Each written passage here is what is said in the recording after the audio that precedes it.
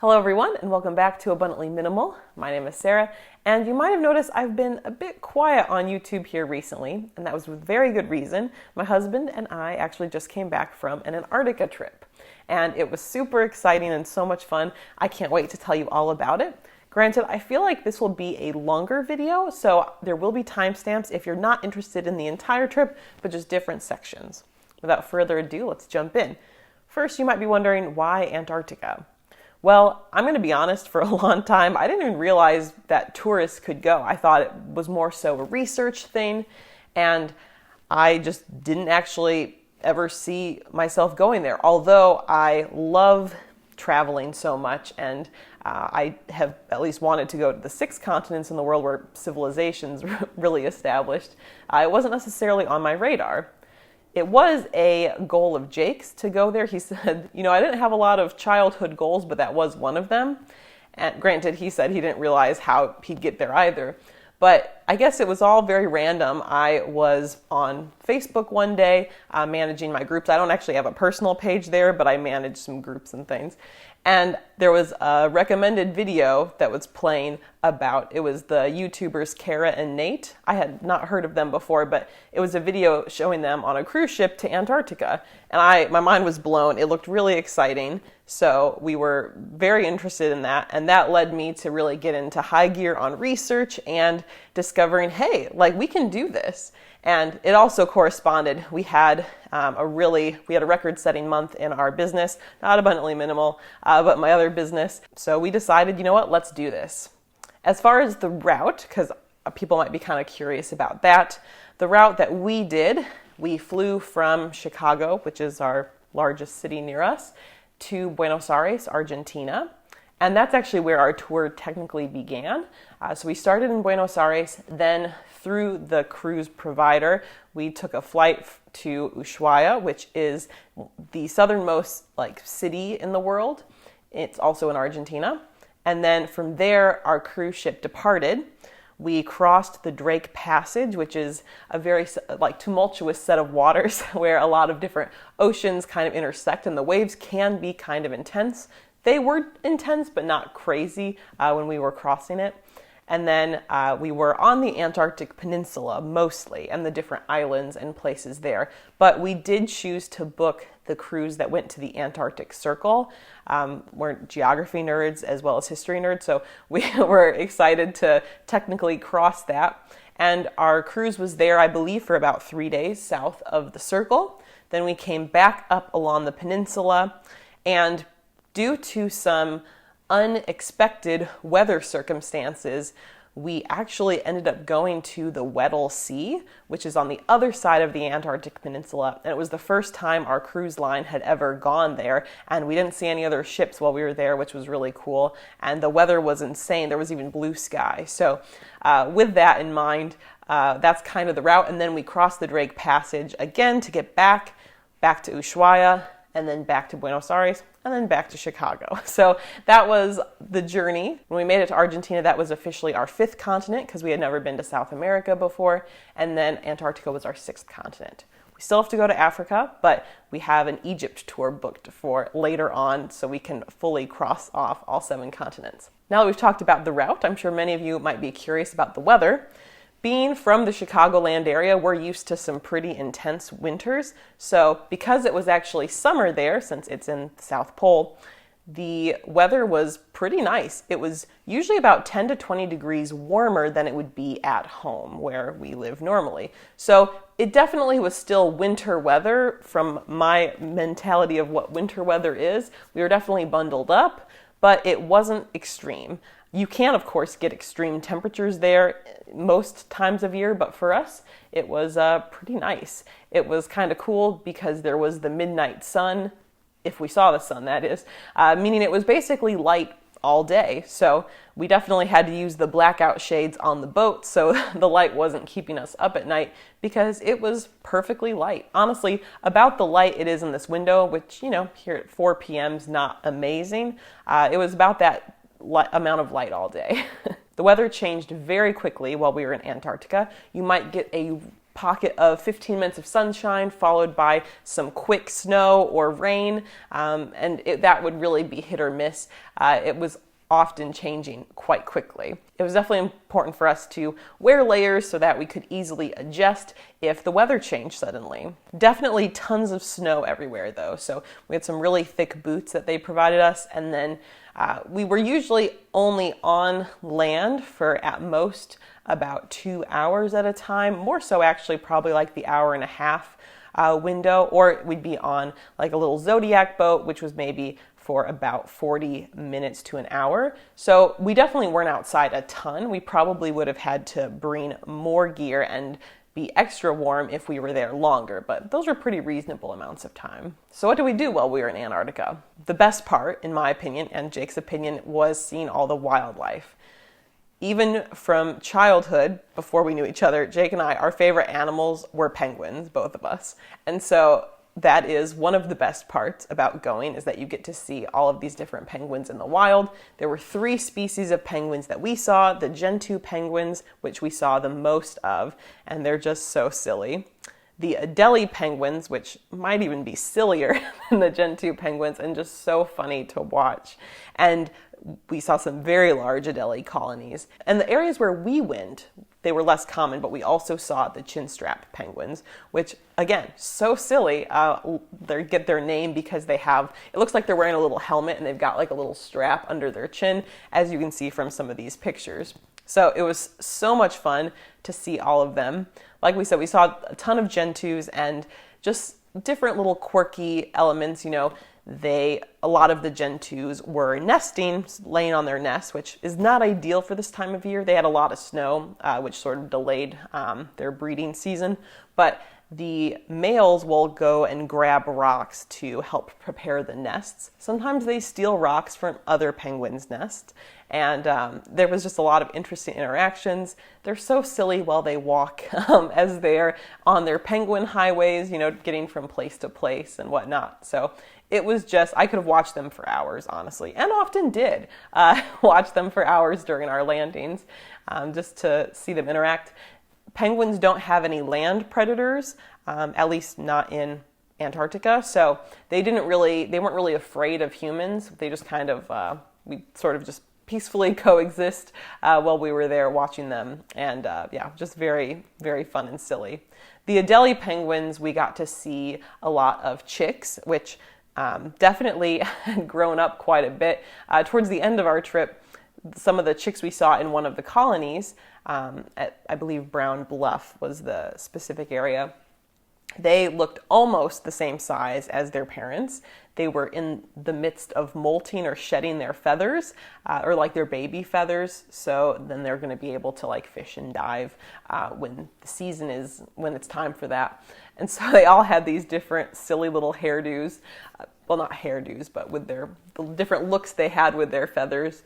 There's just also something I feel like about their facial expressions. They have a little white ring around their eyes, and it's just so silly to us. So we love seeing those. I think the Adelies are Jake's favorite, so he was really excited to get to see them in person. And then the chinstraps, like I said, were hilarious. We didn't see many of them. They were more so on the highest rocks at the different colonies, sometimes coexisting with the other types as well. So there was also one really funny point, a couple pictures I got where there's a chinstrap penguin and a Gentoo penguin kind of walking along the same path, and the chinstrap penguin passes him. It almost looks like they're friends, but there was no interaction at all or acknowledgement of the other one, but just thought it was so funny to capture them both in such a tiny window there. In addition to penguins, we also got to see a lot of seals. So that was exciting. We saw 4 types. We saw leopard seals, which I know some people think they look a little snake-like, but I just think they're adorable, especially with the big eyes. So we saw leopard seals a couple times on like different icebergs. We saw one crab-eater seal. It was kind of in the distance, so we didn't get as close of a look.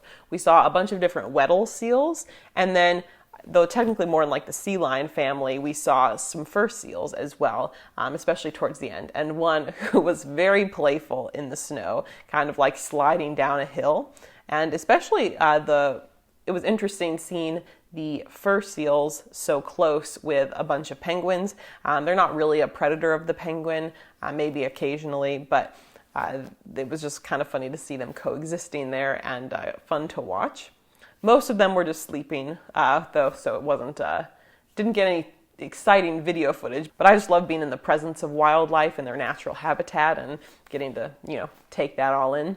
We also got to see some whales, which was really cool. Specifically humpback whales we saw a lot of.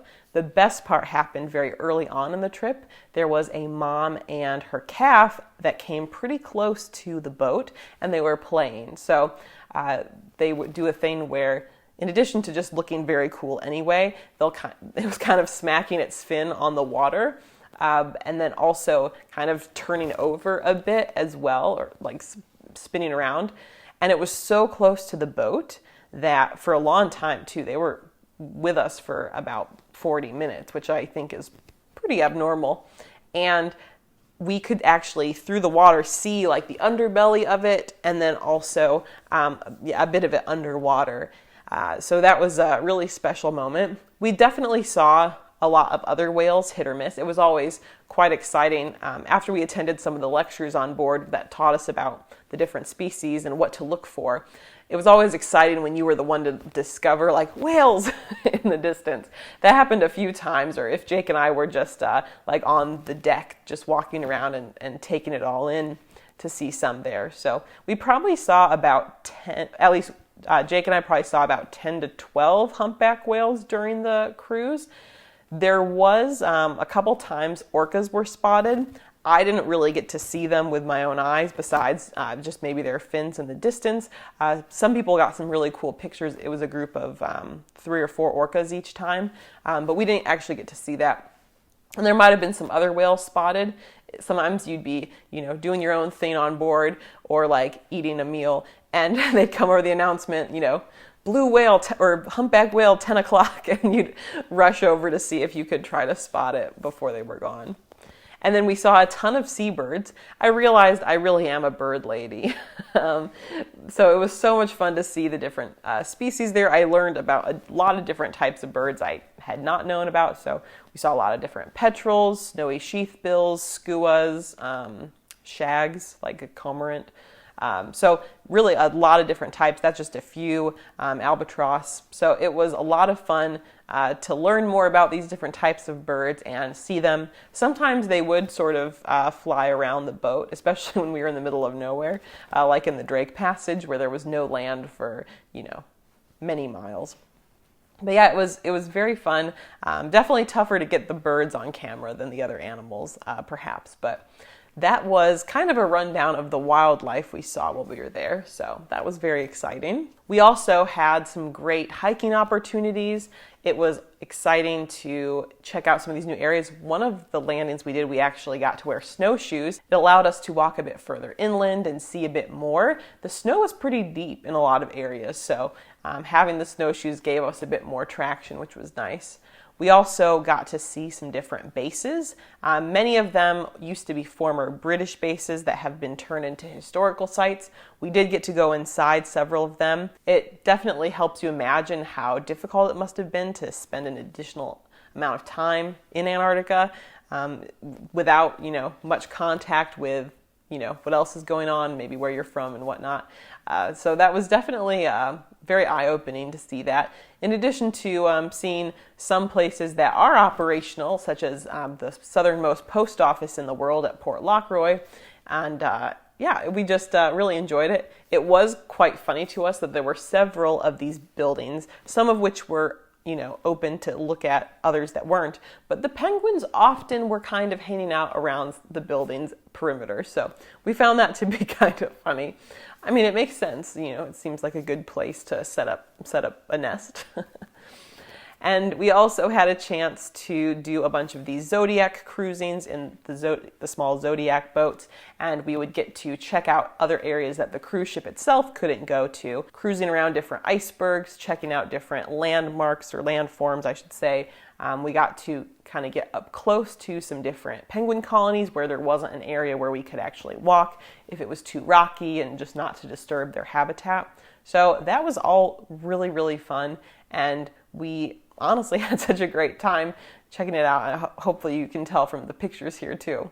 It was also really fun the first time we did a continental landing. So a lot of our landings were islands, but the first continental landing we did was actually south of the Antarctic Circle, and that was very cool. It was an exciting day. For a lot of people, that was what they considered to be, their first time on their 7th continent. So, well, that was not Jake and I. There were a lot of people doing pictures. They had an official 7th continent flag. So that was really fun to witness. Some of the other people we had talked to on board were really excited to be hitting their 7th continent, and maybe it was, a lifelong pursuit. So checking that off the bucket list even at the age of 80 for some people. So that was really cool and a fun thing to be a part of. We also did a polar plunge, which was a wild experience. So this actually happened one of the last days, and it was when we were by the Weddell Sea, so it was cool because it hadn't really been a place that they had gone before. We had been circumnavigating James Ross Island, and there was a really cool spot where it was a beach with regular sand, but there were all these icebergs washed up on the beach. There was a random penguin by themselves and a random seal. And there was also a spot you could hike up to get a really beautiful view of the glaciers and the bay. It was a bit warmer that day, which was really pleasant, and completely blue sky, which we did not see most of our journey. So it was just all the conditions were right for it to be a perfect day. So I knew I wanted to polar plunge beforehand. Jake was not too sure about it, but he decided to do it. And it was a lot of fun. We sprinted into the ocean. I will say, a slight embarrassing moment. I had a slight wardrobe malfunction with my swimsuit. Probably should have gone with one of my lap swimming swimsuits and not my cute swimsuit. But it all worked out. And it was just very fun to do that, and very exhilarating. It really wakes you up with water that cold, and you almost go into shock, and you're like, I need to run out of here as quickly as possible. It was a lot of fun to do that. And all in all, we just had such a lovely time.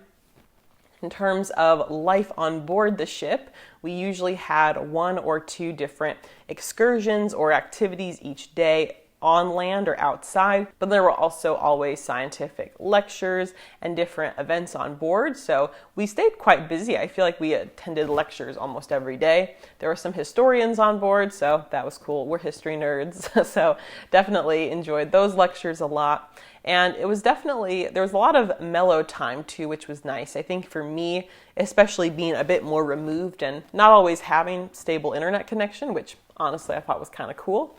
It was a nice way to sort of step away from, the hustle and bustle of every day and, slow things down a bit. We did some reading there. They had a beautiful lounge on one of the top decks that had panoramic windows the entire way around the boat. So you never missed any sightings while it was going on. Lots of comfortable seating in there. So we read a bunch while we were there. We worked a bit still, but we definitely really made the most of all of our time. And Jake was a good sport. We were constantly on the deck, even if we weren't out on land or in the Zodiac boats. We were constantly on the different decks on board to see different views. And as the ship was traveling, I think that's something I realized I loved. This is my first time doing a cruise, and I don't necessarily think, I'm all about cruises going forward, but one of my favorite parts, sort of like if you're on a train or in the car, I love just taking it in as you travel past these different places and just observe and look at it. It was just really peaceful, and being able to see some of these new sights, never had seen before. It really is like it's a completely different world over there. So that was really neat as well. And you can see from some of these photos there, the views were just insane, especially some of the different harbors we went to where maybe there was hardly a current at all. So peaceful. You've got different icebergs floating. There were some random other little ships there, some other bases there. Maybe the ships were related to the base. Ironically, we did actually see several other cruise ships there, which was kind of funny, especially in the more popular parts. Not in the Weddell Sea or south of the Antarctic Circle, but the main parts.